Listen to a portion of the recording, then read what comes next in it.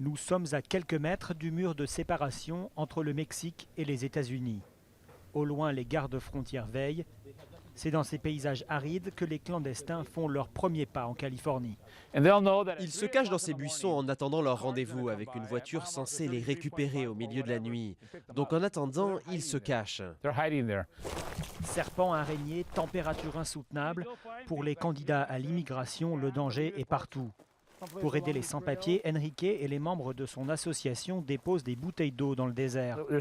Un coup de pouce qui peut sauver des vies. Plus de 400 personnes meurent en moyenne chaque année en tentant de rentrer illégalement aux États-Unis depuis le Mexique.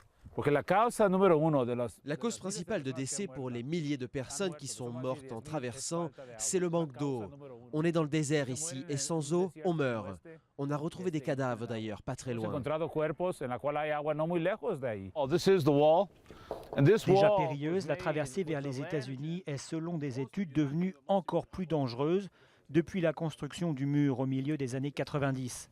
Pendant des années, c'est dans cette fosse commune que les cadavres des clandestins retrouvés dans la région ont été enterrés.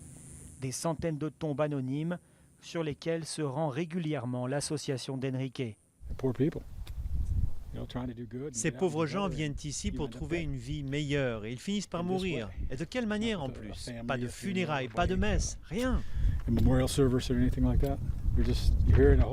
vous met dans un trou ici dans la terre de Californie.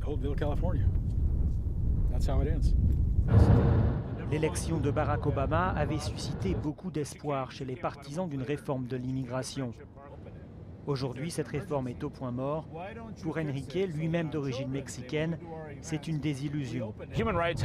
Les droits de l'homme n'ont pas de frontières. On doit traiter les gens avec respect et dignité, honorer leur culture, leurs traditions. On devrait construire des ponts pour communiquer plus avec ces pays, au lieu d'ériger des murs de séparation. Un mur qui n'est pourtant pas près de tomber, alors que le gouvernement américain continue à envoyer toujours plus de renforts pour surveiller la frontière mexicaine.